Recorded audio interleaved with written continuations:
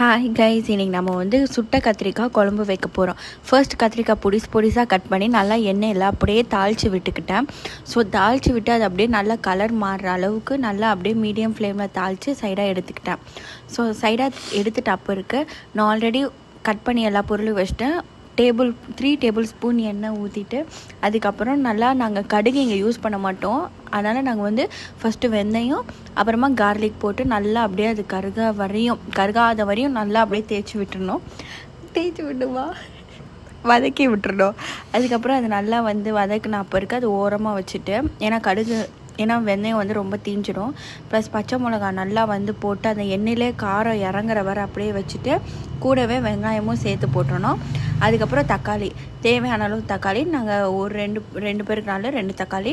அதனால் தேவையான அளவு மஞ்சள் தூள் எதுக்குன்னா அப்போ தான் அது நல்லா வதங்கும். உப்பு கொஞ்சம் போட்டுக்கணும். அப்புறம் நல்லா சுண்டை வச்சுட்டு பிரியாணி மசாலா போட்டுப்பேன் டேஸ்ட்டுக்கு. ஏன்னா பிரியாணி மசாலா எல்லா ஸ்பைசஸும் இருக்கும். அதுக்கப்புறம் நாங்கள் கொரியாண்டர் பவுடர் போட்டிருக்கோம். வாழ்க்கைக்கு கொரியாண்டர் பவுடர் ரொம்ப முக்கியம்.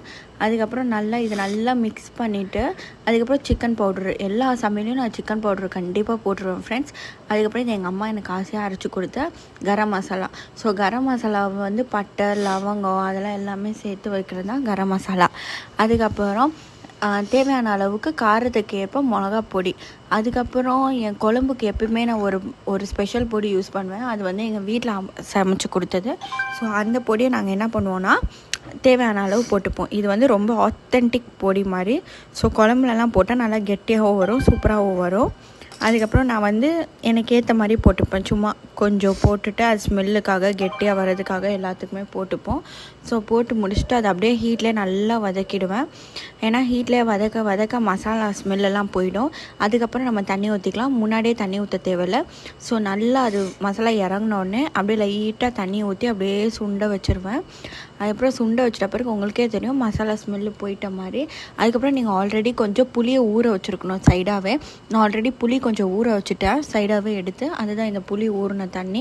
இதை நல்லா வதக்கிட்டு அப்புறக்கு கத்திரிக்காவை போட்டுடணும். கத்திரிக்காய் போட்டால் அந்த மசாலாவில் நல்லா கத்திரிக்காய் வந்து அப்சர்வ் ஆகிட்ட பிறகு புளி தண்ணி ஊற்றிடணும். நல்லா சூடாக இருக்கிறப்போ புளி தண்ணி ஒரு நல்லா கொதி வர அடுப்பு வந்து ஆனில் வச்சிடணும். அதுக்கப்புறம் நீங்கள் கத்திரிக்காய் போட்டு கூட புளி தண்ணி ஊற்றிக்கலாம், இல்லை புளி தண்ணி ஊற்றிட்டு கூட கத்திரிக்காய் போட்டுக்கலாம், அது உங்கள் இஷ்டம். அப்புறம் எத்தனை பேருக்கு குழம்போ அதுக்கேற்ற தண்ணி ஊற்றிக்கணும். ஸோ தண்ணி நிறைய ஊற்றிங்கன்னா குழம்பு வந்து ரொம்ப லூஸாக போயிடும். அது நீங்கள் தேங்காய் ஊற்றணும். தேங்காய் இல்லாத பட்சத்தில் நீங்கள் வந்து சிம்லேயே வச்சு இது பண்ணிக்கலாம். ஸோ